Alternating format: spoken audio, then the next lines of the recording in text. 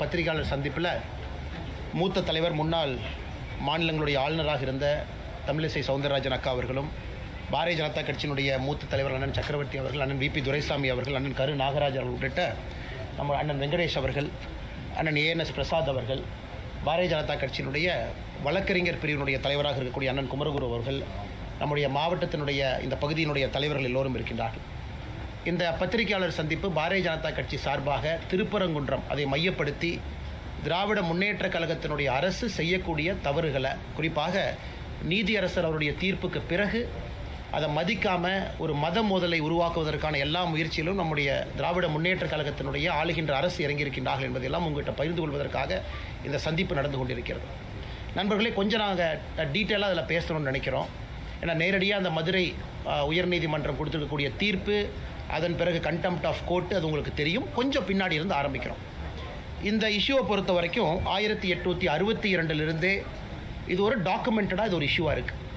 ஏன்னா 1862 1912 2 ஆண்டுகளில் ஆங்கிலேயர்களுடைய ரெக்கார்டு படி இந்த மலையினுடைய உச்சியில் லைட் அமைக்க வேண்டும் என்று முயற்சி செய்த பொழுது அன்னைக்கு இருந்த மேஜிஸ்ட்ரேட் வந்து லைட் அமைப்பதற்கு அன்னைக்கு அனுமதி கொடுக்கல. அதனால் மதக்கலவரம் ஏற்படும் என்கின்ற காரணத்தை காட்டி 1990 காலகட்டத்தில் ஹிந்து முன்னணி அமைப்பு, அதனுடைய தலைவர்கள் அதை வந்து ரொம்ப மிக தீவிரமாக இதை கையில் எடுத்து நீதிமன்றத்தினுடைய உதவியை நாடி நிறைய டாக்குமெண்ட்டை ப்ரெசென்ட் பண்ணாங்க.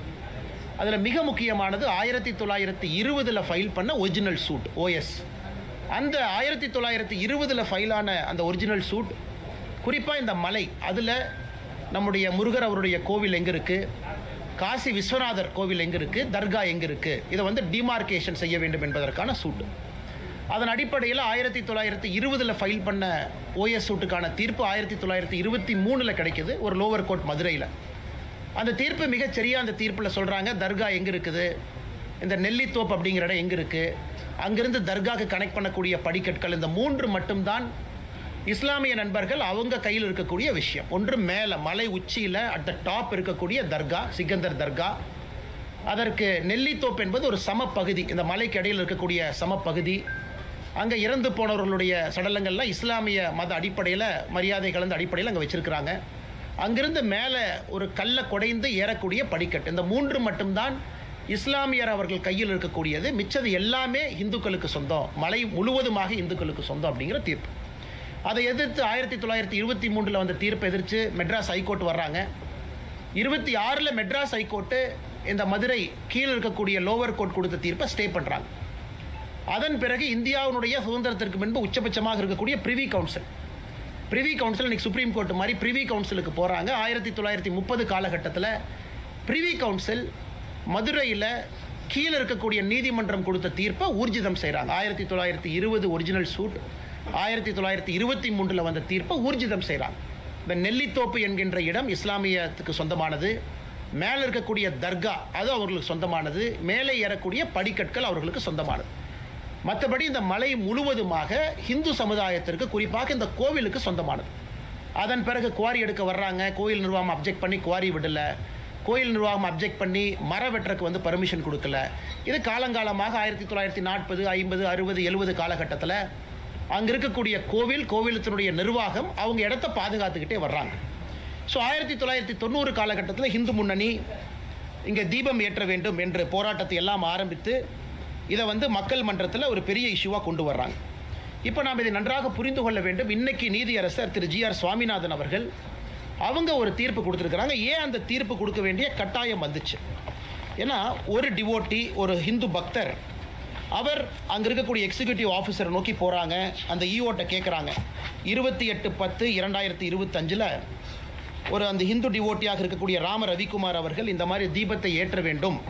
எங்கே ஏற்றணும்னா தீபத்தூணில் ஏற்ற வேண்டும். இத்தனை காலமாக உச்சி பிள்ளையார் கோவில் பக்கத்தில் ஏற்றுறாங்க அப்படின்னு 28/10/2025 ரெப்ரசன்டேஷன் கொடுக்குறாங்க எக்ஸிக்யூட்டிவ் ஆஃபீஸருக்கு. ஈஓ வந்து 3/11/2025 அதை ரிஜெக்ட் பண்ணுறாங்க. நாங்கள் பர்மிஷன் கொடுக்க மாட்டோம், இத்தனை காலமாக எங்கே ஏற்றணுமோ அதே உச்சி பிள்ளையார் கோவிலில் தான் ஏற்றுவோம் என்று. அதன் பிறகு ராம ரவிக்குமார் அவர்கள் மதுரை கிளை மெட்ராஸ் ஹைகோர்ட்டினுடைய மதுரை கிளை அங்கே அவங்க ரிட் பெட்டிஷன் ஃபைல் பண்ணுறாங்க 32317 என்கிற ரிட் பெட்டிஷனை. இந்த மாதிரி எனக்கு வந்து இஓ பெர்மிஷனை டினை பண்ணியிருக்கிறாங்க, எனக்கு நீங்கள் அனுமதி கொடுக்க வேண்டும், என்னுடைய மத புண்பட்டு இருக்குது அவர் கேட்குறார். அதன்படி நீதியரசர் அவர்கள் டிசம்பர் மாதம் 1ஆம் தேதி, சில நாட்களுக்கு முன்பு 1/12/2025 தீர்ப்பு கொடுக்குறாங்க. அந்த தீர்ப்பு மிக தெளிவாக பல விஷயத்தை அதில் பேசுகிறாங்க. அவங்க இந்த டிமார்கேஷன் இஷ்யூக்குள்ளேயே போகலை. இந்த மலையை பொறுத்தவரை சிக்கந்தர் தர்கா இஸ்லாமியர்களுக்கு சொந்தமானது, நெல்லித்தோப்பு இஸ்லாமியர்களுக்கு சொந்தமானது, படிக்கட்டு ஏறுறது இஸ்லாமியர்களுக்கு சொந்தமானது, மற்றபடி இந்த மலை மிச்ச பகுதி எல்லாமே அந்த கோவிலுக்கு சொந்தமானது, குறிப்பாக தீபத்தூணும் கோவிலுக்கு சொந்தமானது என்கின்ற தீர்ப்பில் ஊர்ஜிதம் செய்கிறாங்க. இதற்கு முன்பு இருந்த தீர்ப்பு தான் இது. அதன் பிறகு நீதியரசர் அவர்கள் 2 முக்கியமான கருத்துக்களை வைக்கிறாங்க. ஏன் வைக்கணும் அப்படின்னாங்க, தமிழகத்தினுடைய சட்டத்துறை அமைச்சர் திரு ரகுபதி அவர்கள் வேண்டுமென்றே பத்திரிகையாளர் நண்பர்கள் சந்திப்பில் வேண்டுமென்றே சில பொய்களை சொல்லியிருக்கின்றார்கள். அதாவது ஒரு சட்டத்துறை அமைச்சராக இருந்து சத்திய பிரமாணம் எடுத்து பணி செய்ய வேண்டிய ஒருவர் சில பொய்களை சொல்லியிருக்கிறாங்க. நீங்கள் நல்லா பாருங்கள். அதாவது மதுரை நீதியரசர் அவர்கள் தவறான ஒரு தீர்ப்பை கொடுத்துருக்குறாங்க அப்படிங்கிற வாதத்தை திரு ரகுபதி அவர்கள் வைக்கிறாங்க. என்ன வாதத்தை வைக்கிறாங்கன்னா, இதில் இருக்கக்கூடிய பிரச்சனை எல்லாம் 2014 முடிஞ்சிருச்சு, 2014 அந்த பிரச்சனை முடிஞ்சிருச்சு, அன்னைக்கே டிவிஷன் பெஞ்சு தீர்ப்பு கொடுத்துட்டாங்க.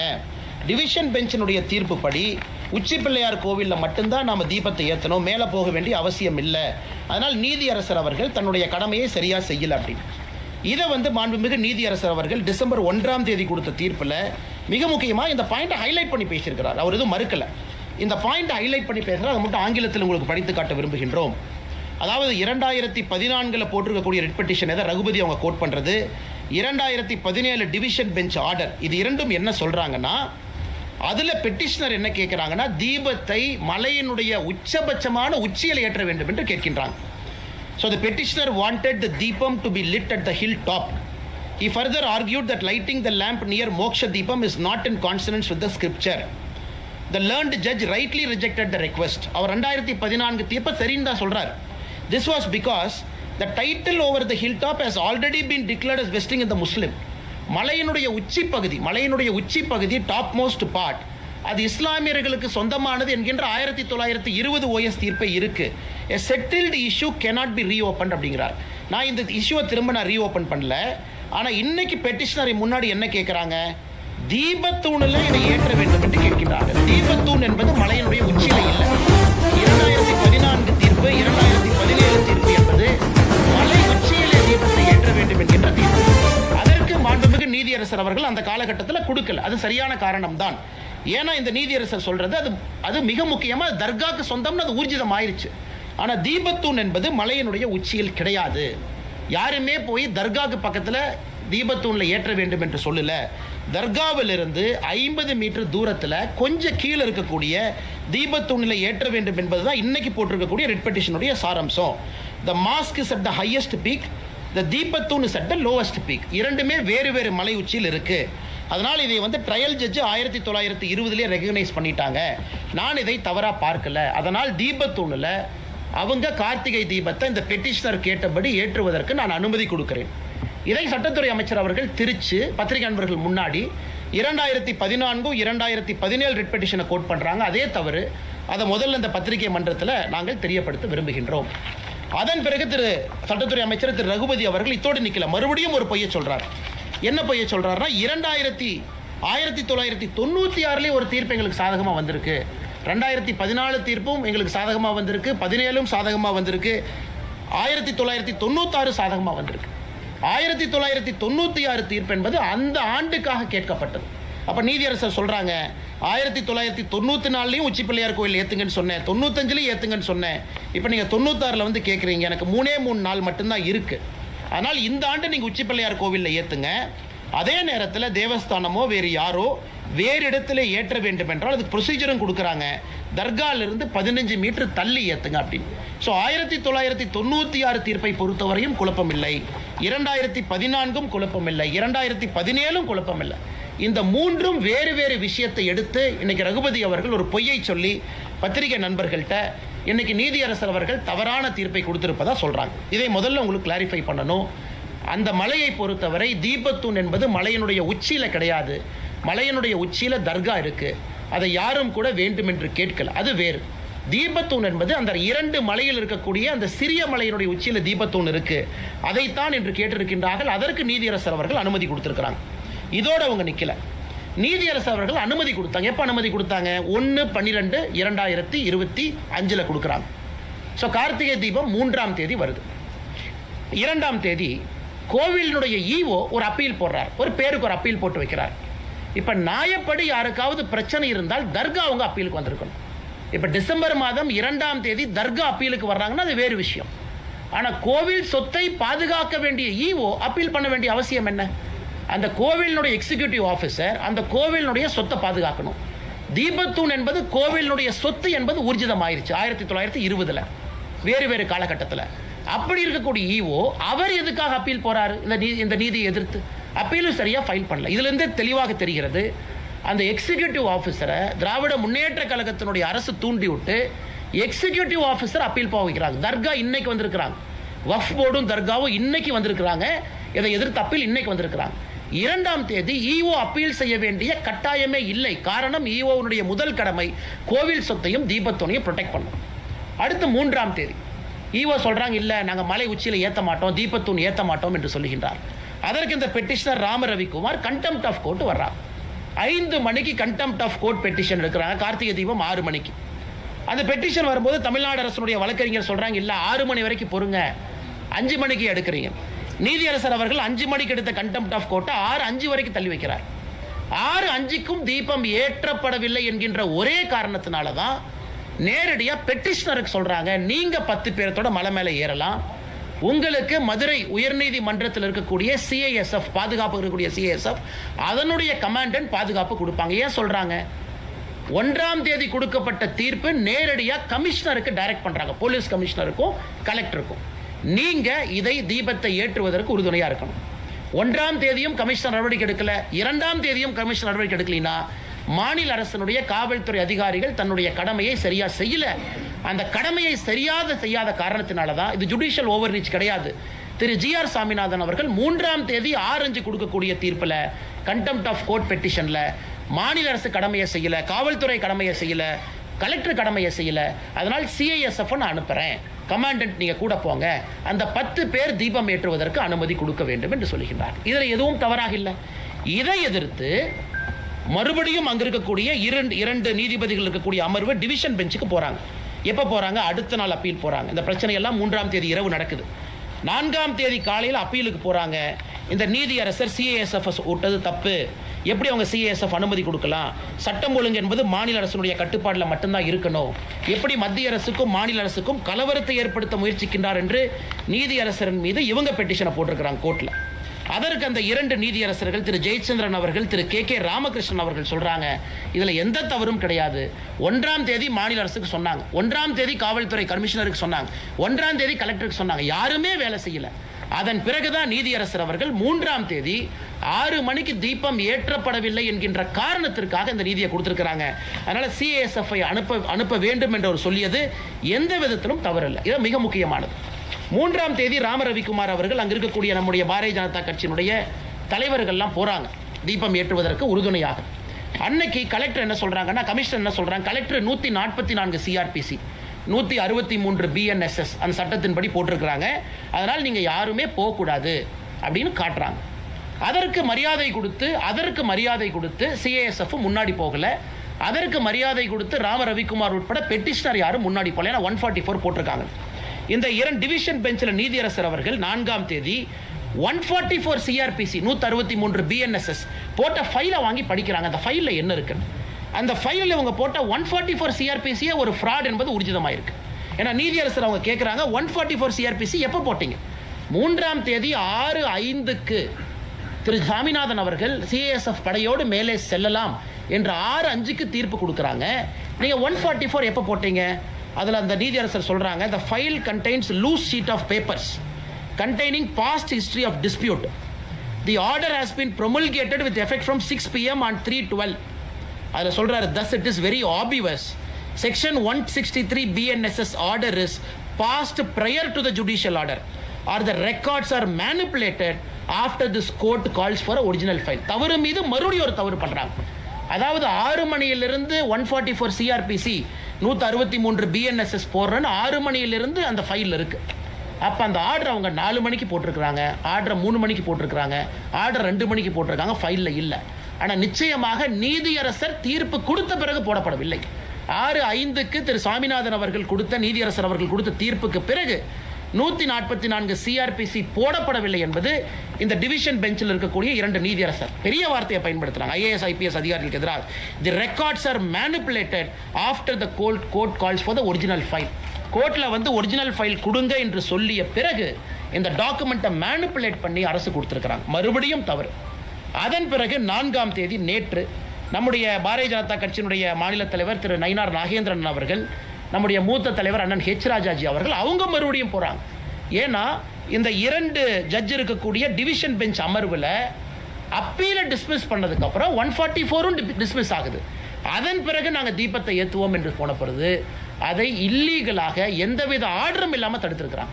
144 நிலுவையில் இல்லை, அப்பீல் நிலுவையில் இல்லை, எங்கேயும் கூட நீதியரசர் திரு சாமிநாதன் அவங்க கொடுத்தது ஸ்டே இல்லை, எதுவுமே இல்லாதப்ப அங்கே இருக்கக்கூடிய காவல்துறை அதிகாரிகள் தடுத்தது மட்டுமல்ல, மாநில தலைவர் அண்ணன் நயினார் நாகேந்திரன் அவர்கள் உட்பட, அண்ணன் H. ராஜா அவர்கள் உட்பட நம்முடைய தொண்டர்களை, தலைவர்களை கைது பண்ணியிருக்காங்க. Which is an illegal arrest. அதுக்கு எந்த விதமான ஆதாரமும் கிடையாது, எந்த விதமான டாக்குமெண்ட் இல்லை. இந்த அளவுக்கு ஒரு ஆளுகின்ற திராவிட முன்னேற்ற கழகத்தினுடைய அரசு ஒரு நீதியரசர் கொடுத்திருக்கக்கூடிய தீர்ப்புக்கு எதிராக டைரக்ஷன் கொடுத்ததுக்கு அப்புறம் பணி செய்ய வேண்டிய பப்ளிக் சர்வெண்ட், அதனால தான் commissioner of police is called public servant, collector is called public servant. Public சர்வெண்டாக இருக்கக்கூடிய 2 உயரதிகாரிகள் அவங்க அதை தடுத்து, அதன் பிறகு 4ஆம் தேதி நேற்று நடந்த கைது என்பது முழுவதும் இல்லீகல் கைதாக இதை மாற்றி 2 மதத்திற்கிடையில் மோதல் போக்கை கடைபிடித்திருக்கின்றார்கள். இது இன்னும் ஆச்சரியமா நீங்க பார்த்தீங்கன்னா, திரு நீதியரசர் சுவாமிநாதன் அவங்க தீர்ப்பில் இன்னும் பின்னாடி போறார். 2005 RDO ஆஃபீஸில் நடந்த பீஸ் கமிட்டி மீட்டிங் நடந்தது. அந்த பீஸ் கமிட்டி மீட்டிங்கில் 2 நபர்களும் பங்கேற்றாங்க. அதாவது டிசம்பர் 1ஆம் தேதி 2005 RDO ஆஃபீஸில் திருப்பரங்குன்றம் கார்த்திகை தீபம் ஏற்றுவது சம்பந்தமாக சாயந்தரம் 6 மணிக்கு 13-12 நடக்குது. அதில் வந்து இஸ்லாமிய நண்பர்களும் இந்து சகோதரர்களும் பங்கேற்கிறாங்க. அதில் எங்களுக்கு தர்காலிருந்து 15 மீட்டர் தள்ளி நீங்கள் தீபத்தை ஏற்றிக்கொள்ளலாம் என்று இஸ்லாமிய நண்பர்கள் கையெழுத்து போட்ட டாக்குமெண்ட் இதில் இருக்கு. மிக தெளிவாக கையெழுத்து போட்டு கொடுத்துருக்கிறாங்க. 2005 தர்காலிருந்து 15 மீட்டர் தள்ளி நீங்கள் ஏற்றிக்கலாம், எங்களுக்கு எந்த பிரச்சனையும் இல்லை. ஸோ பிரச்சனை இஸ்லாமியர்களுக்கு இல்லை, பிரச்சனை தர்காக்காரங்களுக்கு இல்லை. இன்னைக்கு 2005 இதை கோர்ட்டில் என்ன சொல்கிறாங்கன்னா, இன்னைக்கு வந்து இல்லை இதை ஃபோர்ஸ் பண்ணி கையெழுத்து போட சொன்னாங்க, அதனால் நாங்கள் ஃபோர்ஸ் பண்ணி RDO ஆஃபீஸில் கையெழுத்து போட்டோம். 1996 இதே போல் ஒரு அக்ரிமெண்ட் போடுறாங்க. அந்த அக்ரிமெண்ட்டில் கூட இதே போல் இஸ்லாமியர் அவர்கள் எங்களுக்கு அப்ஜெக்ஷன் இல்லை. இன்னைக்கு திராவிட முன்னேற்ற கழகத்தினுடைய அரசு சிக்கந்தர் மலைன்னு புதிய பேரை வைக்கிறாங்க, அதை ரசிக்கிறாங்க. சிக்கந்தர் மலைக்கு இவங்க பேரை வச்சுக்கிட்டு ராமநாதபுரத்தினுடைய MP மேலே போய் சிக்கன் பிரியாணி சாப்பிட்றாரு, அதை ரசிக்கிறாங்க. நெல்லித்தோப்புக்கு போய் நாங்கள் ஆடு வெட்டுவோம், கோழி வெட்டுவோம்னு சொல்கிறாங்க, அதை ரசிக்கிறாங்க. அதை எதிர்த்து எங்கேயுமே மாநில அரசு போகலை. அதை எதிர்த்து டிவோட்டிஸ் போனாங்க. அதை எதிர்த்து இந்து மதத்தை நம்பிக்கையாக வழிபடக்கூடிய டிவோட்டி போகிறாங்க. எப்போங்க? அக்டோபர் 2025, 1 மாதத்துக்கு முன்னாடி அவங்க போய் கோர்ட்டில் ஆர்டர் வாங்குறாங்க, நெல்லித்தோப்பில் ஆடு கோழி வெட்டக்கூடாது. இன்னைக்கு இவ்வளவு ஆர்வமாக தர்காக்காரங்க செய்கிற வேலையெல்லாம் கோவிலினுடைய எக்ஸிக்யூட்டிவ் ஆஃபீஸர் பண்ணுறாரு இன்னைக்கு. ஆனால் அன்னைக்கு நெல்லித்தோப்பில் போய் ஆடு வெட்டலாம், கோழி வெட்டலாம், இவ அப்ஜெக்ட் பண்ணல, தமிழ்நாடு அரசு அப்ஜெக்ட் பண்ணல. சிக்கந்தர் மலைன்னு பேர் சொல்கிறாங்க, தமிழ்நாடு அரசு அப்ஜெக்ட் பண்ணல. அந்த MP 100 பேர்த்து கூட்டு போய் சாப்பிட்றாரு, அப்ஜெக்ட் பண்ணல. அன்னைக்கு எங்கேயுமே அப்ஜெக்ட் பண்ணாதவங்க அன்னைக்கு அந்த நீதி அரசனுடைய தீர்ப்பும் கூட அதையும் குறிப்பிட்டிருக்கிறார். மாநில அரசு அப்ஜெக்டே பண்ணல, 2 இந்து பக்தாதிகள் அப்ஜெக்ட் பண்ணதுக்காக இந்த தீர்ப்பு கிடைச்சிருக்கு. அப்படி இருக்கும் பொழுது ஒருதலை பட்சமாக தமிழகத்தில் இந்து மதத்தை நம்பக்கூடிய பக்தர்களுக்கு எதிராக மிக முக்கியமாக அப்பீஸ்மெண்ட் பாலிடிக்ஸினுடைய உச்சபட்சமான ஒரு அரசியலை திராவிட முன்னேற்ற கழகத்தினுடைய அரசு செய்கிறாங்க. என் கையில் இருக்கக்கூடிய லிஸ்ட் பார்த்தீங்கன்னா, தமிழகத்தில் எங்கேயெல்லாம் இந்து கோவிலை இடிச்சாங்க, திராவிட முன்னேற்ற கழகம் ஆட்சிக்கு வந்த பிறகு இந்து கோயிலை இடிச்சது. இதில் நிறையா கோவை மாநகர் முத்தானம்மன் கோயிலிருந்து, வேத விநாயகர் டெம்பிள் மின்ட் ரோடு சென்னையிலிருந்து, சூலூர் வாசுதேவர் டெம்பிளிலிருந்து, தஞ்சாவூர் குபேர விநாயகர் டெம்பிளிலிருந்து, கீரவாசல் பகுதி ஆதி மாரியம்மன் கோவிலிருந்து, அரியலூர் மாவட்டம் சனீஸ்வரன் பகவான் கோயில் மேட்டுப்பாளையம், திருவள்ளூர், பெரம்பூர், அது இருக்குதுங்க, லிஸ்ட் இருக்குது. 161 தாண்டிட்டாங்க. அதில் சில ரெக்கார்டை பார்த்தீங்கன்னா கோர்ட்டு சொன்னாங்க இடித்தோம். கோர்ட் எப்போ சொன்னாங்க? சாயந்தரம் தீர்ப்பு கொடுத்தாங்க. எப்போ இடிச்சிங்க? அடுத்த நாள் காலையில் 2 மணிக்கு. அப்போ கோர்ட்டு வேணுமா? அதாவது சில ஹிந்து கோவிலை இடிக்கும் பொழுது கோர்ட்டு சொன்னாங்க நாங்கள் இடித்தோம். அதுக்கு சில order by Madras high court citing encroachment, Madurai corporation high court direction, night கொடுத்தாங்கன்னா காலையில் 2 மணிக்கு இடிச்சாங்க. அன்னைக்கு கோர்ட்டு வேணும், ஏன்னா ஒரு கோவிலை இடின்னு கோர்ட்டு தீர்ப்பு கொடுத்ததுக்கப்புறம் காலையில் 2 மணிக்கு இடிச்சாங்க. ஆனால் இன்னைக்கு அதே கோர்ட்டு திருப்பரங்குன்றம் மலையின் மீது தீபத்தூணில் தீபத்தை ஏற்றுங்கன்னு கோர்ட் சொல்லும் பொழுது இவர்களுக்கு கோர்ட்டு வேண்டாம். கிட்டத்தட்ட 161 கோயிலில் பல இடத்துக்கு சோர்ஸே இல்லை, ஆர்டரே இல்லை. எந்த ஆர்டர் பேசிஸில் அவங்க இடிச்சாங்க, கோர்ட் ஆர்டரே இல்லை. அப்படி இருக்கும் பொழுது எத்தனை சர்ச்சை எத்தனை மாஸ்கை இல்லீகலாக அவங்க இடிச்சிருக்கிறாங்க. திராவிட முன்னேற்ற கழகம் ஆட்சிக்கு வந்த பிறகு 2021 மே 6ஆம் தேதியிலிருந்து தமிழகத்தில் இல்லீகலாக இருக்கக்கூடிய ஒரு சர்ச் என்க்ரோச்மெண்ட், மக்களுடைய பயன்படுத்தக்கூடிய அல்ல புறம்போக்கு நிலம்னு பல கொடுத்துருக்குறாங்க. ஒன்று இடிச்சாங்களா? கிடையாது. எத்தனை மசூதி இடிச்சிருக்கிறாங்க? கிடையாது. தமிழ்நாட்டில் எந்த சர்ச்சும் மசூதியும் ஆக்கிரமிப்பு நிலத்தில் இல்லையா? இருக்கு. ஆனால் என்ன ஒரு நியாயம்? எல்லா இதையும் இடிக்காதீங்க, எல்லாருக்கும் அவங்கவுங்க பகுதியில் வழிபாட்டு உரிமையை கொடுங்க. அதைத்தான் நாம கேட்கிறோம். அல்லது ஒருதலை பட்சமாக 161 கோயிலுக்கு மேலே இடிச்சிட்டு இன்னைக்கு உயர்நீதிமன்றம் ஒரு தீர்ப்பு கொடுத்த பிறகு அதை பின்பற்ற மாட்டோம் என்று சொல்லி மிகப்பெரிய சட்ட பிரச்சனையை உருவாக்கி இன்னைக்கு பார்லிமெண்ட்ல போய் பேசுறாங்க. பார்லிமெண்ட்ல பேச வேண்டிய நிலைமை என்னங்க? பார்லிமெண்ட்ல இவர்கள் போய் இந்தியாவுடைய மத நல்லிணக்கத்தை கெடுத்துட்டேன்னு இவங்க பேசணும், அரசியலமைப்பு சட்டத்தை தூக்கி போட்டு விட்டேன் என்று பேசணும், ஒரு கோர்ட்டு கொடுத்த ஆர்டரை ஃபாலோ பண்ணலின்னு தான் பார்லிமெண்ட்ல பேசணும். பார்லிமெண்ட்ல போய் என்ன பேசுறாங்க? திராவிட முன்னேற்ற கழகத்தினுடைய எம்பிக்கள், காங்கிரஸினுடைய எம்பிக்கள், விசிகாவுடைய எம்பிக்கள் என்ன பேசுறாங்க இன்னைக்கு? அதாவது தமிழகத்தில் இந்து மதவாத சக்திகள் தமிழகத்தில் ஜாதி கலவரத்தை மத கலவரத்தை உருவாக்குறாங்க. இது எப்படி இந்து மதவாத சக்தி ஆகும்? கோர்ட்டுக்கு போய் கோர்ட்ல வெயிட் பண்ணி கோர்ட்டு ஒரு தீர்ப்பு கொடுத்த பிறகு முறையாக போய் அன்னைக்கு 144 சிஆர்பிசி போட்டிருக்கின்றோம் என்று தவறாக சொல்லியும் கூட அதையும் பின்பற்றி பெட்டிஷனர் திரும்ப வர்றாங்க. நேற்று எந்த ஆர்டருமே இல்லாத நாளில் இல்லீகலா இத்தனை பேர்த்தை கைது செய்துவிட்டு இன்னைக்கு சம்பந்தமே இல்லாமல் பாராளுமன்றத்தில் போய் இவர்கள் நாடகம் ஆடி கொண்டிருக்கின்றார்கள். இதை இந்த பத்திரிகையாளர் சந்திப்பு மூலமாக தமிழக மக்களுக்கு எடுத்து சொல்லணும். எந்த அளவுக்கு அவங்க ஃப்ராடு பண்ணியிருக்கிறாங்க, எந்த அளவுக்கு பொய்ய சொல்லியிருக்கிறாங்க, எந்த அளவுக்கு ஒருதலை பட்சமாக நடந்திருக்கின்றார்கள், எந்த அளவுக்கு இதே கோயிலில் ஆடு வெட்டு கோழி வெட்டுன்னு சொன்னும் பொழுது பேசாமல் இருந்தவங்க இன்னைக்கு தீபத்தூண்ல தீபத்தை ஏற்று என்று சொல்லிய பிறகு இந்த டிராமா பண்றாங்க. சட்டத்தை பாதுகாக்க வேண்டிய சட்டத்துறை அமைச்சர் 2014-17 தீர்ப்பையும் 1996 தீர்ப்பையும் வேண்டும் என்றே திரித்து, அதுக்கும் இந்த கேஸுக்கும் சம்பந்தம் இல்லை, வேண்டும் என்றே திரித்து இதுல ஹிந்து பெட்டிஷனர் யாரும் மலை உச்சியினுடைய தர்கா இந்துக்களுக்கு சொந்தம் என்று கேட்கவில்லை. That is a settled issue. அது 1920 செட்டில் ஆயிருச்சு. மலையினுடைய உச்சி தர்கா என்பது இஸ்லாமியர்களுக்கு சொந்தம். நெல்லித்தோப்பு இந்துக்களுக்கு சொந்தம் என்று எங்கேயும் கேட்கல, அதையும் செட்டில்டு இஷ்யூ, அது இஸ்லாமியர்களுக்கு சொந்தம். மேலே ஏற படிக்கட்டு இந்துக்களுக்கு சொந்தம் என்று கேட்கவில்லை, அதுவும் சொந்தம். ஆனா மலை உச்சியில் இல்லாம கீழே இருக்கக்கூடிய தீபத்தூணில் நாங்க கார்த்திகை தீபத்தன்று இதை ஏற்ற வேண்டும் என்று ஏத்த போறவங்களை 2 நாட்களாக அலக்கழிச்சு மதுரை மாநகரத்தையே அல்லோலப்படுத்தி அவ்வளவு காவல்துறையை அனுப்பி மக்களுடைய இயல்பு வாழ்க்கையெல்லாம் கேள்விக்குறிக்காக்கிவிட்டு முதலமைச்சர் அன்னைக்கு காலையில் ட்வீட் போடுறார். மதுரைக்கு என்ன தேவை? வளர்ச்சி அரசியலா ஆர் டேஷ் அரசியலா? நான் கேட்கின்றேன், இது ஒரு முதலமைச்சர் போடுற ட்வீட்டா? இது யாரோ சின்ன பசங்க போட்டால் ஏற்றுக்கலாம். மதுரைக்கு என்ன அரசியல் தேவை? வளர்ச்சி அரசியலா ஆர் டேஷ் அரசியலா? அந்த டேஷ்ங்கிறது என்ன? முதலமைச்சர் தன்னுடைய சமூக வலைதள பக்கத்தில் ஒரு டேஷ் என்கின்ற வார்த்தையை கேள்விக்குறியாக்கி விட்டுருக்காரு. டேஷ்னா என்ன? முதலமைச்சர் தானே சொல்லணும். fill in the blanks. நீங்கள் நானும் என்ன? இது முதலமைச்சருடைய ட்வீட். எந்த அளவுக்கு சிறுபிள்ளைத்தனமாக இவ்வளவு பிரச்சனையை செய்துவிட்டு முதலமைச்சர் அவர்கள் இதை போடுறாங்கன்னா உண்மையாலுமே இந்த முதலமைச்சர் அனைவருக்குமான முதலமைச்சரா? இந்துக்களுக்கான முதலமைச்சரா? இஸ்லாமியர்களுக்கான முதலமைச்சரா? கிறிஸ்தவர்களுக்கான முதலமைச்சரா? ஒரு நீதி நிலைப்பாடு ஒரு சட்டமன்றத்தில் ஒரு நீதிமன்றத்தில் சொல்லும் பொழுது முதல் கடமையாக செய்ய வேண்டிய பொறுப்பு சீஃப் மினிஸ்டருக்கு இருக்கு. அதையும் பின்பற்றல. சிஎஸ்எஃப் தமிழ்நாட்டில் அனுப்ப வேண்டிய நிலைமைக்கு தள்ளப்பட்டிருக்கிறோம். இது சம்பந்தமாக நேற்று தமிழக பாரதிய ஜனதா கட்சி சார்பாக நம்முடைய மாநில தலைவர் திரு நயினார் நாகேந்திரன் சார்பாக நம்முடைய உள்துறை அமைச்சர் அமித்ஷாஜி அவர்களுக்கு சம்பந்தமாக பிரீஃப் பண்ணியிருக்கிறோம். என்ன நடக்குது, என்ன பிரச்சனை இங்கே இருக்கு, இவங்க எந்த அளவுக்கு தவறான ஒரு விஷயத்தை செஞ்சிருக்கிறாங்க, எந்த அளவுக்கு நீதிமன்ற அவமதிப்பில் இன்வால்வ் ஆயிருக்கிறாங்க. சிஎஸ்எஃப் அன்னைக்கு ஒருவேளை நான் போறேன்னு சொல்லியிருந்தா மாநில அரசனுடைய காவல்துறைக்கும் சிஎஸ்எஃப்க்கும் கைகலப்பு வந்து இந்திய அளவில் மிகப்பெரிய தலைகுடிவாக நம்ம மாநிலத்துக்கு ஏற்பட்டிருக்கும்.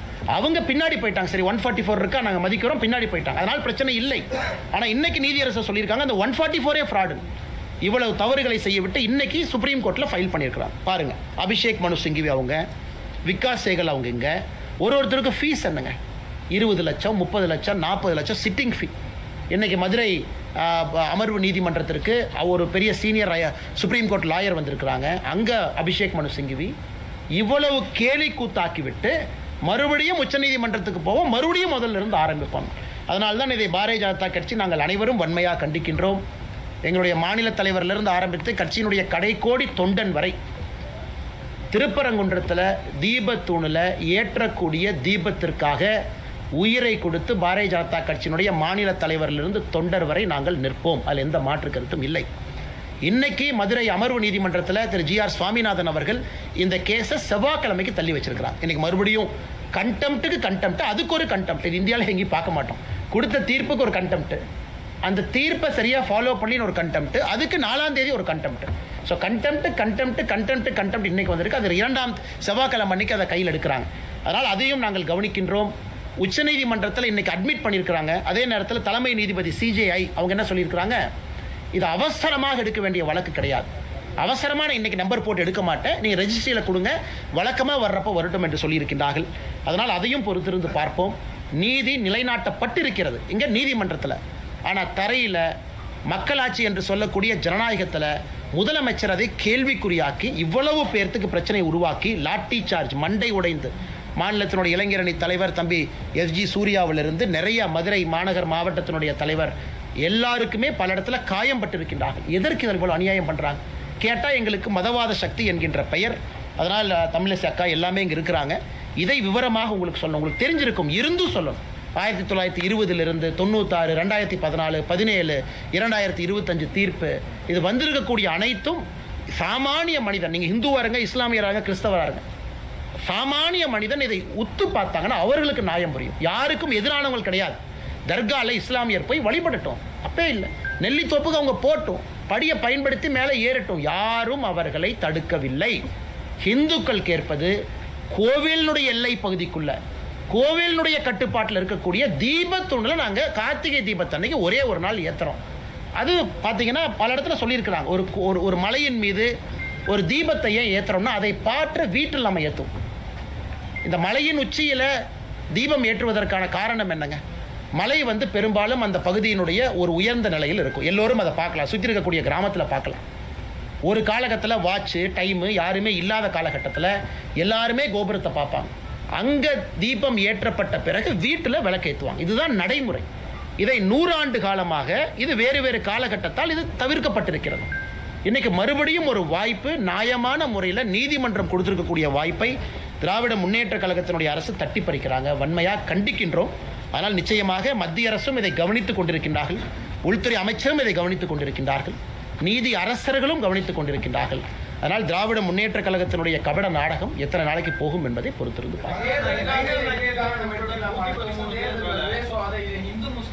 ஆனால் நீங்க பாருங்க, இதுல திரு ராம ரவிக்குமார் அவர்களும் மொத்தம் 6 பெட்டிஷனர். முதல் பெட்டிஷனர் ராம ரவிக்குமார், அவரோட 5 பேர். 6 பெட்டிஷனருக்காகத்தான் நிறைய பேர் அதுவும் கேட்டீங்க, எதுக்கு 10 பேர் அனுப்பணும்? 6 பெட்டிஷனர் கூட 4 பேர் லாயர் இருக்கலாம், 10 பேர். அதனால் இத்தனை பெட்டிஷனரும் இதுவரை அமைதி காக்கிறாங்க. யாரும் இஸ்லாமிய சகோதரர்களுக்கு எதிராக ஒரு வார்த்தை தவறாக பேசலை. யாரும் தர்கா எங்களுக்கு சொந்தம் என்று கேட்கல, யாரும் நெல்லித்தோப்பை எங்களுக்கு சொந்தம் என்று கேட்கல. மிக அமைதியான முறையில் அறவழியில் லட்டி சார்ஜ் அடி வாங்கிக்கிட்டு எல்லாரும் நிற்கிறாங்க. எங்களுடைய உரிமையை நிலைநாட்டி கொடுத்துருக்கக்கூடிய நீதிமன்றம் சொல்லியிருப்பதை நாங்கள் செய்கிறோம். அப்படி இருக்கும் பொழுது எங்கே இவங்க மதக்கலவரத்தை ஏற்படுத்துகிறாங்க? பப்ளிக் ப்ராப்பர்ட்டியை சேதப்படுத்தினாங்களா? இத்தனை போலீஸை குவிக்கிறாங்க, ஆயிரக்கணக்கான போலீஸை மதுரையில் குவிக்கிறாங்க. எங்கேயாச்சும் ஒருத்தர் இந்த பெட்டிஷனர் கூட வந்தவங்க பாரதிய ஜனதா கட்சியினுடைய தொண்டர்கள், இந்து முன்னணியினுடைய தொண்டர்கள், எங்கேயாச்சும் ஒரு பப்ளிக் ப்ராப்பர்ட்டி, ஒரு கார் கண்ணாடி உடைச்சோம், ஒரு பப்ளிக் டிரான்ஸ்போர்ட்டை உடைச்சோம்? இன்னைக்கு கலவரத்தை செய்வது யார்? மதுரை மாநகரத்தினுடைய காவல்துறை. எவ்வளவு பேரிகேட் போடுறாங்க? ஆயிரக்கணக்கான பேரிகேட். கலவரத்தை ஏற்படுத்துறது அவங்க. எங்கேயும் ஒன்று உடையல, இவங்க போய் யாரையும் தாக்கல, எந்த பொது சொத்துக்கும் சேதத்தை ஏற்படுத்தல. அப்படி இருக்கும் பொழுது எப்படி மத கலவரம் ஆன்டிசிபேட் பண்றாங்க? இது மட்டும் இல்லப்பா, ஒரே நாள் தீபம் ஏற்றுறது மாத்திரம் மத கலவரம் வந்துருமான்னு ஜட்ஜி கேட்டிருக்காங்க. ஜட்ஜி பாருங்க, ஒரே நாள் 3ஆம் தேதி டிசம்பர், அக்கா சொல்றாங்க டிசம்பர் 3ஆம் தேதி 6 மணிக்கு தீபத்தை ஏற்றிட்டு வந்துடுறாங்க. அதன் பிறகு 4ஆம் தேதி போறதில்ல, 5ஆம் தேதி போறதில்ல, அடுத்த தீபத்துக்கு போவாங்க. அப்படி இருக்கும் பொழுது எப்படி அதனால் மத கலவரம் ஏற்படும்? அதுவும் நீதியரசர் இன்னும் ஒரு படி போறாரு. இங்க பாருங்க, கோவிலுடைய சொத்தை பாதுகாங்கிறார். இந்த தீபத்தூணே கோவிலுடைய சொத்து. நீங்கள் தீபத்தை ஏற்றினா தானே அதை பாதுகாக்க முடியும். அதனால் தயவு செய்து தீபத்தை ஏற்றுங்கன்னு சொல்கிறாங்க. விசித்திரம், நம்முடைய தலைவர்கள் சொன்னது போல், அக்கா சொன்னது போல், தர்காவினுடைய அதிகாரிகள் போய் அப்பீல் பண்ணல, கோவிலுடைய ஈஓ போய் அப்பீல் பண்ணுறாங்க. இதை விட வெக்கக்கேடு நம்ம எங்கேயாச்சும் பார்த்துருக்கிறோமா?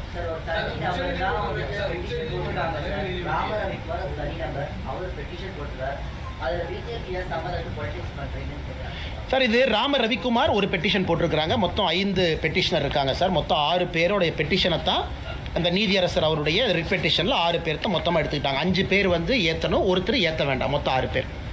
இப்போ அரசியல் கட்சியினுடைய அடிப்படை உரிமை, அடிப்படை கடமை மக்களுக்காக நிற்பது. நாங்கள் மக்கள் மனநிலையை பிரதிபலிக்கிறோம். மதுரை மாநகரத்தில் இருக்கக்கூடிய மக்கள் மனநிலையை பிரதிபலிக்கிறோம். அவர்களும் மக்கள் தான். நீதிமன்றம் ஒரு தீர்ப்பு கொடுக்குறாங்க, அதற்கு பாரதிய ஜனதா கட்சி ஆதரவாக இருக்குது. இது அப்போ அரசியல் கட்சி எதுக்கு நடத்தணுங்க? நீங்கள் ரகுபதி அவங்க கேட்குறாங்க, பாரதிய ஜனதா கட்சிக்கு எதுக்கும் சம்பந்தம்னா அரசியல் கட்சி எதுக்கு நடத்தணும்? மக்களுடைய மனநிலையை பிரதிபலிப்பதற்கு அரசியல் கட்சி இருக்குது, மக்களுக்காக அரசியல் கட்சி இருக்குது. நீதிமன்றம் சொல்லிய பிறகு அரசு தவறு செய்யும் பொழுது தட்டி கேட்பதற்காக அரசியல் கட்சி இருக்குது. அரசியல் கட்சியினுடைய அடிப்படை கடமை இது. அதனால தான் திரும்ப சகோதரர் கேட்குறேன், நீங்கள் ரகுபதி அண்ணங்கிட்ட கேட்கணும், யாராவது பாரதிய ஜனதா கட்சியினுடைய தொண்டனோ தலைவனோ பொது சொத்துக்கு சேதத்தை ஏற்படுத்தினோமா அப்படின்னு அவர் கேட்குற கேள்வி கரெக்ட். எங்கேயாவது நாங்கள் மதக்கலவரத்தை ஏற்படுத்தினோமா? எங்கேயுமே கிடையாது. மக்களுடைய மனநிலையை பிரதிபலித்து, இந்துக்களுடைய உணர்வை பிரதிபலித்து பாரதிய ஜனதா கட்சி களத்தில் பெட்டிஷனருக்காக மக்களுக்காக போராடி கொண்டிருக்கின்றோம். அதே நேரத்தில் இந்த தீர்ப்பில் தெரியா சொல்கிறாங்க, பர்சன் ஆஃப் இன்ட்ரெஸ்ட். பெட்டிஷனர் மட்டும் பர்சன் ஆஃப் இன்ட்ரெஸ்ட் இல்லைங்க. ஹிந்து மதத்தை நம்பக்கூடிய எல்லோருமே பர்சன் ஆஃப் இன்ட்ரெஸ்ட் தான். ராம ரவிக்குமார் மட்டுமா? இல்லை. ராம ரவிக்குமார் சொல்கிறத நான் நம்புகிறேன் அப்படின்னா நானும் பர்சன் ஆஃப் இன்ட்ரெஸ்ட். அது தமிழ்நாடு என்டோமெண்ட் HRNCயில் அதுவும் இருக்குது. அதனால் ராம ரவிக்குமார் பெட்டிஷனாக இருக்கலாம், அதை நம்பக்கூடிய நானும் பர்சன் ஆஃப் இன்ட்ரெஸ்ட் என்பது பல தீர்ப்பில் சொல்லியிருக்கிறாங்க. அதனால் எல்லோருக்கும் ஆதரவாக நாங்கள் நின்று கொண்டிருக்கின்றோம் என்கின்ற கருத்தை பணிவாக உங்களுக்கு தெரிவித்துக் கொள்கிறேன்.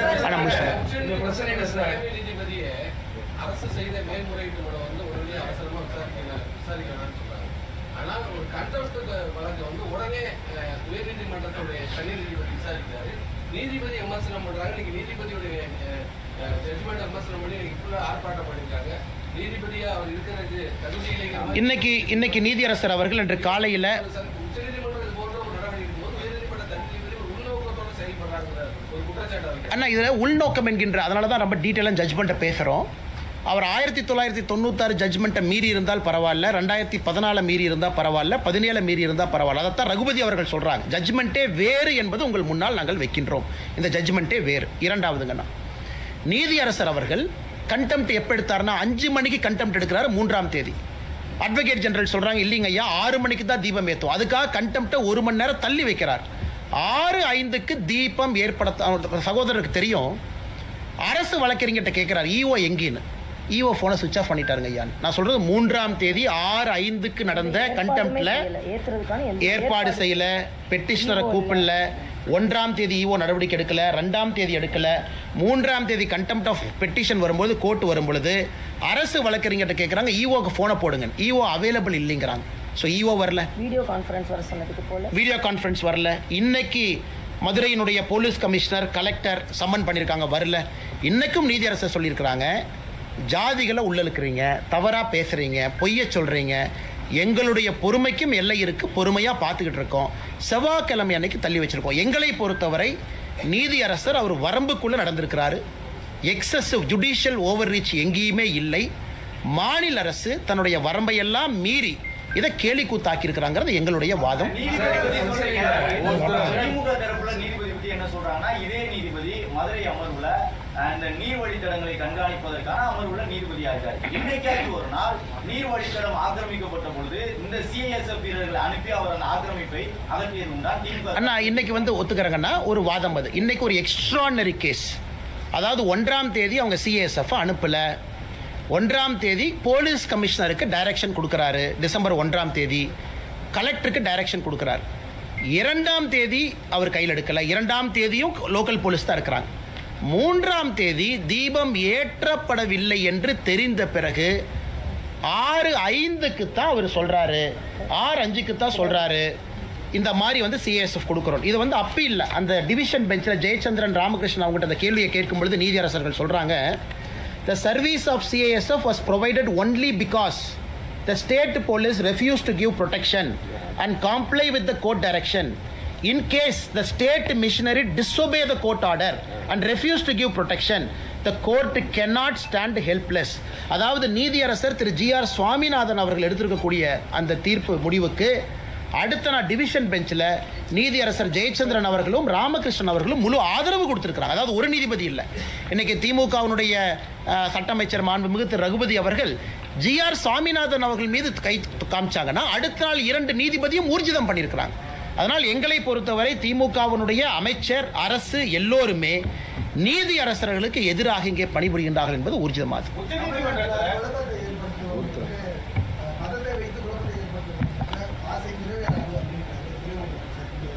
துரைமுருகன் ஐயாக்கு தெரியுமா எனக்கு தெரியலீங்க. துணை முதலமைச்சர் திரு உதயநிதி ஸ்டாலின் அவர்களுக்கு எஸ்ஐஆர்னு என்னன்னே தெரியல. பத்திரிகை நண்பர்கள் எஸ்ஐஆர் கேட்டதுக்கு புது விளக்கம் கொடுக்கிறார். இந்தியாவில் யாருமே எஸ்ஐஆருக்கு ஒரு துணை முதலமைச்சராக இருக்கிறவருக்கு எஸ்ஐஆர் விளக்கமே தவறு. அதனால் உண்மையாலுமே அவருக்கு இந்த கோர்ட் இஷ்யூ தெரியுமா, ஜட்ஜ்மெண்ட் தெரியுமா, தெரிஞ்சு தான் பேசுகிறாரா அப்படிங்கிறது மாண்புமிகு துணை முதலமைச்சரின் மீது எங்களுடைய குற்றச்சாட்டு. இரண்டாவது, மாண்புமிகு துணை முதலமைச்சர் அவர்கள் இன்னைக்கு புரிஞ்சுக்கணும், இவர் 1ஆம் தேதி சொன்னாங்க, 2ஆம் தேதி சொன்னாங்க, 3ஆம் தேதி சொன்னாங்க. அன்னைக்கு துணை முதலமைச்சர் எங்கே போனார்? அதாவது அவர்கள் ஆட்சியில் இருக்கக்கூடிய காவல்துறைக்கு டைரக்ஷன் கொடுத்துருக்கிறாங்க. பின்பற்ற வேண்டியது துணை முதலமைச்சருடைய பொறுப்பு, எதுவுமே செய்யல. இன்னைக்கு இந்த மாதிரி மதக்கலவரத்தை ஏற்படுது. திரும்ப திரும்ப நாங்கள் சொல்றோங்கன்னா, மதக்கலவரம் என்பது பொது சொத்துக்கு தீ வச்சாங்களா? இஸ்லாமிய நண்பர்களை யாராவது இங்க தவறா பேசினாங்களா? இஸ்லாமிய நண்பர்களுடைய சொத்தாக இருக்கக்கூடிய தர்கா இந்துக்களுக்கு சொந்தம் என்று எங்கேயும் சொன்னாங்களா? நெல்லித்தோப்பு கொடுங்கன்னு திரும்ப கேட்டாங்களா? எங்கேயுமே இல்லை. ஆனா இதே உதயநிதி ஸ்டாலின் அவர்கள் அந்த ஸ்கந்தர் மலையை சிக்கந்தர் மலை என்று சொல்லும் போது எங்க போனாரு? இதே உதயநிதி ஸ்டாலின் அவர்கள் ஆடு கோழி வெட்டுவோம் நெல்லித்தோப்புல சொல்லும் போது எங்க போனாரு? இன்னைக்கு மட்டும் கிளம்பி வர்றாருன்னா உதயநிதி ஸ்டாலின் அவர்கள் எல்லோருக்குமான துணை முதலமைச்சரா இல்ல குறிப்பிட்ட சமுதாயத்திற்கான துணை முதலமைச்சராங்கிற கேள்வியை நாங்களும் கேட்போம்ல.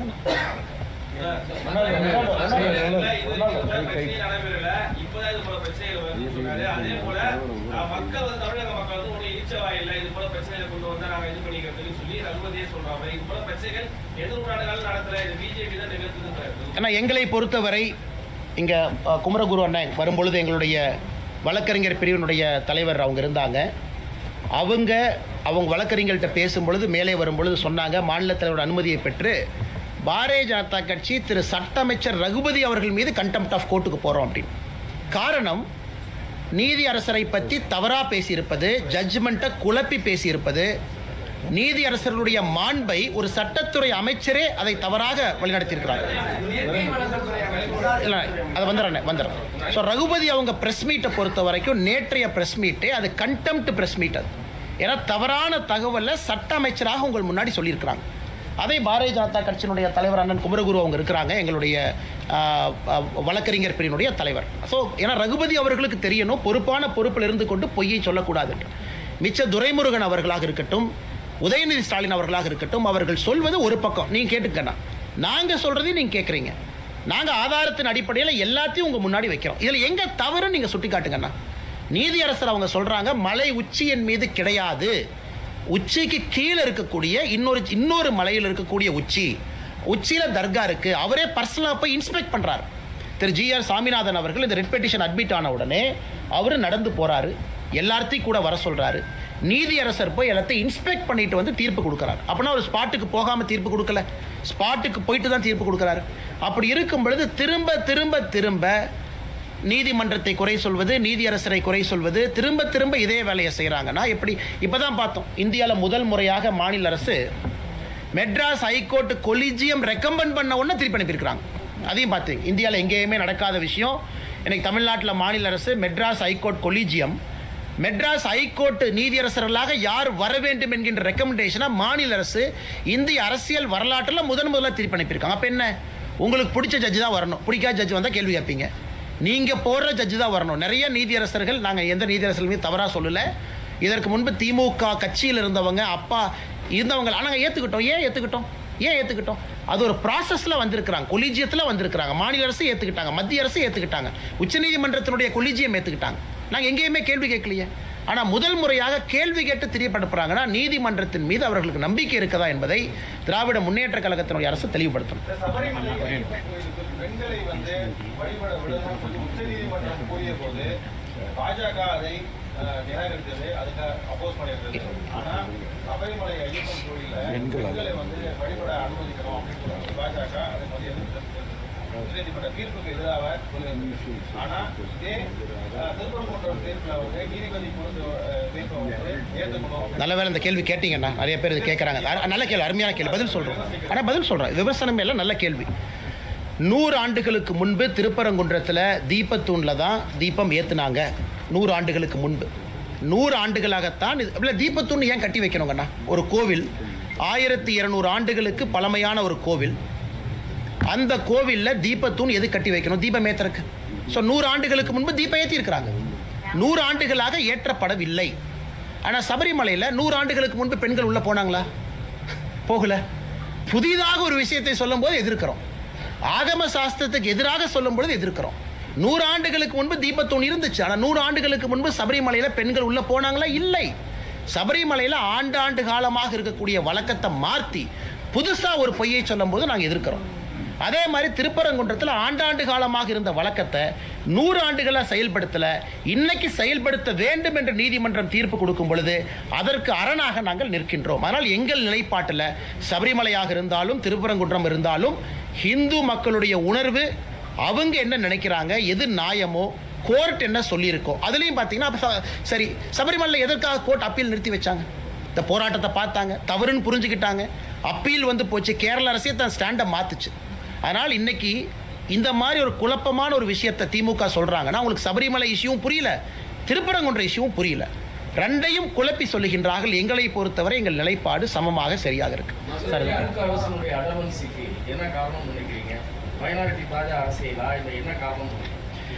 ஒரு மூத்த ஆசிரியர், நீங்கள் பத்திரிகையாளர், உங்களுக்கு தெரியும், எங்களை பொறுத்தவரை மிக தெளிவாக மைனாரிட்டி அப்பீஸ்மெண்ட் பாலிடிக்ஸ் தமிழ்நாட்டில் திராவிட முன்னேற்ற கழக அரசு வெட்கத்தையெல்லாம் விட்டு அடுத்த கடத்துக்கு போயிட்டாங்க. இன்னைக்கு நீதிபதிக்கு எதிராக அங்கே இருக்கக்கூடிய ஜமாத் மக்களை வர சொல்கிறாங்க, பேரணி போகணுங்கிறாங்க, போஸ்ட் அடித்து ஒட்டுறாங்க. அங்கே இருக்கக்கூடிய ஒரு ஜமாத் நீதிமன்றத்திற்கு முற்றுகை போராட்டம் கால் பண்ணியிருந்தாங்க 4ஆம் தேதி. யாராச்சும் கைது பண்ணாங்களா? ஒரு நபரை கைது பண்ணியிருக்கிறாங்களா? சொன்னவங்களை கைது பண்ணியிருக்காங்களா? எதுவுமே கிடையாது. ஆனால் சோஷியல் மீடியாவில் போஸ்ட் போட்டால் கைது. இதுலேருந்து என்ன சொல்லுது? இங்கே இருக்கக்கூடிய இந்துக்களுக்கு ஒரு நியாயம், இன்னொரு மதமாக இருந்தால் ஒரு நியாயம். மிக தெளிவு.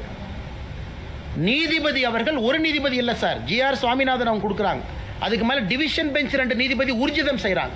அப்படி சொல்லியும் கூட கேட்க மாட்டேன் அப்படின்னு திராவிட முன்னேற்ற கழகம் நிற்கிறாங்கன்னா தாஜா மத அரசியல் கையில் எடுத்திருக்கிறாங்க.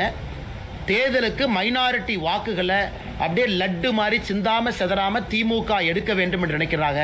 இதை உண்மையை சொல்ல வேண்டும் என்றால் நிறைய இஸ்லாமிய நண்பர்களும் கிறிஸ்தவ நண்பர்களுமே அதை விரும்பலை. தேவையில்லாமல் ஏன் தர்காவே வந்து பெட்டிஷன் இல்லைங்க சார், 3ஆம் தேதி தர்கா வரல, 4ஆம் தேதி தர்கா வரல, இன்னைக்கு தான் தர்கா வந்திருக்கிறாங்க. வெறும் எக்ஸிக்யூட்டிவ் ஆஃபீஸர் இந்து கோவிலை ப்ரொடெக்ட் பண்ண வேண்டிய ஈவோவை தூண்டி விட்டு இந்த கபட நாடகத்தை போடுறாங்க. அதனால் மைனாரிட்டியும் இதை ரசிக்கலை, மெஜாரிட்டியும் ரசிக்கலை. கடைசியில் அப்பம் தின்ன குரங்கு 2 அப்பத்தை தின்ன மாதிரி எந்த ஓட்டும் வரப்போகிறதில்லை. நடுத்தெருவில் தான் திராவிட முன்னேற்ற கழகம் இருக்க போகிறாங்க. 2026 தேர்தல் உறுதி செய்யும் தேசிய ஜனநாயக கூட்டணி அமித்ஷாஜி அவர்கள் சொன்னது போல 3ல் 2 பங்கு மெஜாரிட்டியோடு வெற்றி பெறும்.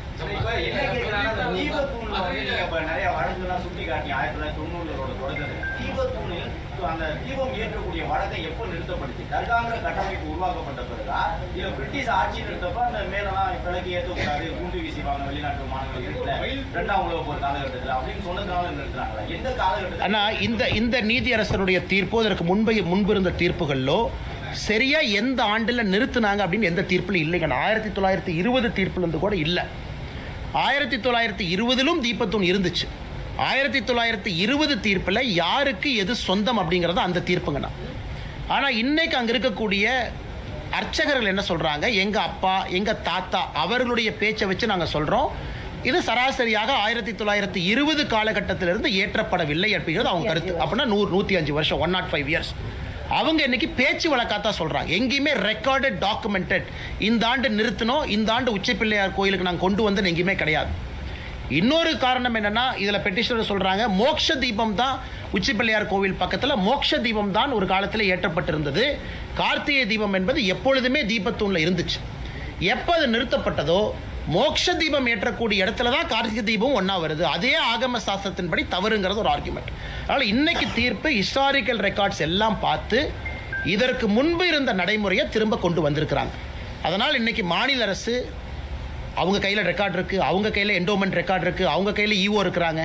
ஈஓ வந்து 3ஆம் தேதி 2ஆம் தேதி ஃபைல் பண்ணது, 1ஆம் தேதி தீர்ப்பு வந்து 2ஆம் தேதி ஃபைல் பண்ணது பார்த்தீங்கன்னா ஒரே ஒரு பேஜை மட்டும்தான் ரெஜிஸ்ட்ரியில் ஃபைல் பண்ணுறாங்க. அதையும் நீதிபதி சுட்டி காட்டுறாங்க. ஒப்புக்கு சப்பானியாக ஈஓ வந்து ஒரு பேஜை ஃபைல் பண்ணிட்டு ஓடிட்டாரு. அதுவும் இன்அட்மிசிபிள். ஸோ ஈஓவை பொறுத்த வரைக்கும் 1ஆம் தேதி தீர்ப்பு கொடுத்தா 2ஆம் தேதி அப்ஜெக்ட் பண்ணும், போய் பேப்பர் கொடுத்து வந்துட்டார். எந்தவித சப்போர்ட்டிங் டாக்குமெண்ட் இல்லை. அப்படி தான் இன்றைக்கி ஈஓ இருக்கிறாங்க. அதனால் திரும்பவும் நாங்கள் பத்திரிகை நண்பர்களுக்கு வலியுறுத்துகின்றோம். நீங்கள் பார்க்குறீங்க, நீங்கள் கிரவுண்டில் இருக்கிறீங்க, நீங்கள் கிரவுண்டில் போய் பார்ப்பீங்க. இது மத கலவரத்தை ஏற்படுத்துவதற்கான முயற்சி இல்லை. கடந்த 5 நாட்களாக யாராவது இஸ்லாமியருக்கு எதிராக பேசுகிறாங்களா? இல்லை. பொது சொத்தை சேதப்படுத்தினாங்களா? இல்லை. காவல்துறை தவறான ஒரு விஷயத்தை சொல்லும் பொழுது கூட ஒபே பண்ணாங்களா? ஆமாம். 144 சிஆர்பிசியே பொய், அதை ஏற்றுக்கிட்டு திரும்பி வந்தாங்களா? உண்மை. நேற்று மாநில தலைவர் நயினார் நாகேந்திரன் அண்ணன், ராஜா அண்ணன், நம்ம தொண்டர்களை கைது பண்ணுறதற்கு காவல்துறைக்கு அனுமதி இருக்கா? இல்லை. ஏன்னா நேற்று 144 இல்லை. இத்தனையும் பொறுத்து கொண்டிருக்கின்றோம். ஆனால் திமுக எங்களை பார்த்து நாங்கள் தவறு செய்கிறோன்னு சொல்கிறது எப்படி பொறுத்துக்க முடியுங்க? முதலீட்டாளர் மாநாடு நடைபெறக்கூடிய நிலையில மதுரையுடைய மாண்பை குலைக்கிறதுக்கு சர்வதேச முதலீட்டாளர் மத்தியில் வந்து மதுரையுடைய நற்பெயரை கெடுக்கிறதுக்கு தான் பாஜக இது மாதிரி. அண்ணன் 1ஆம் தேதி தீர்ப்பு வந்துச்சு. 3ஆம் தேதி 6:05க்கு தீபத்தை விட்டுருந்தாங்கன்னா எல்லா ஃப்ளைட்டும் மதுரையில் இறங்கி இருக்கும், எல்லா இன்வெஸ்டரும் வந்திருப்பாங்க. யார் பிரச்சனை ஏற்படுத்தினது? 3ஆம் தேதி 6 மணிக்கு தீபத்தை ஏத்துங்கன்னு சொன்ன பிறகு நான் ஏற்ற மாட்டேன் என்று சொன்னவர் பிரச்சனையை உருவாக்குனாரா? இல்லை நீதிமன்றம் சொல்லி இருக்குன்னு வீதிக்கு வந்தவங்க பிரச்சனை உருவாக்குனாங்களா? ஸோ எல்லோருக்குமே தெளிவாக தெரியும், நீதிமன்றம் சொன்னதை கேட்க மாட்டோம் என்று சொன்ன திராவிட முன்னேற்ற கழகம் தான் பிரச்சனை உருவாக்குனாங்க. அது மட்டும் இல்லைங்கண்ணா, திராவிட முன்னேற்ற கழகத்துக்கு மதுரை இன்வெஸ்டர் சமிட்டுக்கு யாரும் வரமாட்டோம் என்று சொல்லியிருப்பாங்க போல. அதனால் அதை திசை திருப்புவதற்காக அவங்களே இந்த பிரச்சனையை ஆரம்பிச்சிருக்கிறாங்க. அப்படி தான் நாங்கள் பார்க்குறோம். நீ முதலீட்டாளர் சமிட் நல்லா நடத்தணும்னு திமுக அரசு முடிவு பண்ணியிருந்தாங்கன்னா அவங்க இந்த பிரச்சனையை வளர விடுறாங்க. தீர்ப்பு வந்துச்சு, 3ஆம் தேதி தீபத்தை ஏத்துறதுக்கு போலீஸ் 2 பேர்த்த கூட அனுப்பிச்சிருப்பாங்களேனா, அதுவும் 10 பேர் மட்டும் வாங்கினா எதுக்கு அத்தனை பேர் போறாங்க? 10 பேர் தான் போறாங்க. இல்லப்பா பெட்டிஷனர் மட்டும் 6 பேர் வாங்கப்பான்னு கமிஷனர் சொல்லியிருந்தா 6 பேர் மட்டும் போக போறாங்க. அதுவும் சொல்லல. அதில் ஆச்சரியம் பாருங்க, ராம ரவிக்குமார் அவர்கள் கமிஷனர் சொல்றாங்க, ஐயா 144 போட்டீங்க, ஆனா 144ல 3 பேர் போறதுக்கு அனுமதி இருக்குல்ல. கமிஷனர் முழிக்கிறார், இதான புதுசா இருக்கேன், 3 பேர்த்தையும் விட மாட்டேன்னா தப்பு செஞ்சது யார்? 144ல 3 பேர் போறதுக்கு அனுமதி இருக்குல்லண்ணா. பிலோ 4 4க்கு எக்ஸீட் ஆகக்கூடாது, 4 பேர். ஏன் அது 3 அனுமதிக்கல, 4 அனுமதிக்கல? 144 போட்ட பிறகு 163 BNSS 3 பேர் அனுமதிச்சிருக்கலாமே. 3 பேர் போய் தீபத்தை ஏற்றிட்டு வந்திருப்பாங்களே. அங்க இருக்கக்கூடிய 1000 பேரும் போக வேண்டும் என்று சொல்லலீங்கன்னா 3 பேர் போனாலும் எங்களுக்கு சம்மதம் தான். அதையும் விடாம இன்னைக்கு கலவரத்தை ஏற்படுத்தி இருப்பது திராவிட முன்னேற்ற கழகத்தினுடைய அரசு. அதனால் இங்கே வந்திருக்கக்கூடிய எல்லா பத்திரிகை நண்பர்களுக்கு எங்களுடைய தாழ்மையான நன்றிகளை தெரிவித்துக் கொள்கின்றோம். எல்லாருமே பெரிய அளவில் வந்திருக்கிறீங்க. ஆனால் அந்த கேஸை நிற்காதுங்கண்ணா, அது இல்லீகல் கேஸுங்கண்ணா. அதனால தான் அவங்களுக்கே தெரியும், மாநில தலைவரை கைது பண்ணாங்க, கூட்டிகிட்டு போனாங்க, மண்டபத்தில் வச்சாங்க, என்ன பண்ணுறதுன்னு தெரியல, 10:30 மணிக்கு விட்டாங்க. ஏன்னா அவர்களுக்கே தெரியும் எந்த ஆதாரத்தின் அடிப்படையில் கைது பண்ணீங்க. 144 நிலுவையில் இருக்கா? இல்லை. ஒரு தேசிய கட்சியினுடைய மாநில தலைவர், அவருக்கு பொறுப்பு இருக்கு, போனாரு, எந்த ஆதாரத்தில் கைது பண்ணீங்க? என்ன அவர் வயலேட் பண்ணாரு? என்ன செக்ஷனை வயலேட் பண்ணாரு? எதுவுமே வயலேட் பண்ணல. பப்ளிக் ஆர்டருங்கிறது யாரு? நீங்களே உருவாக்குறீங்க. பப்ளிக் ஆர்டர் தான் நாங்கள் ஃபாலோ பண்றோம், நீதிமன்றத்தினுடைய தீர்ப்பு. அதனால் இது எல்லாமே உச்சநீதிமன்றத்தில் செவ்வாய்க்கிழமை மதுரை உயர்நீதிமன்ற கிளையில் அவருடைய முகத்திரை மறுபடியும் கிளியும். இப்பவும் நம்முடைய கட்சி தலைவர்கள் எல்லோரும் பொறுமையாக தான் இருக்கிறோம். செவ்வாய்க்கிழமை என்ன சொல்றாங்க, உச்சநீதிமன்றத்தில் என்ன சொல்றாங்க. அதனால் இதை புரிந்து கொள்ள வேண்டும். மத கலவரத்தை நாங்கள் உருவாக்கல, திராவிட முன்னேற்ற கழகம் உருவாக்க முயற்சி பண்றாங்க. நன்றிங்க. தேங்க்யூ. அண்ணே வா, அண்ணே ரொம்ப நேரம் பேசுகிறோம், திரும்ப பேசுவோம்.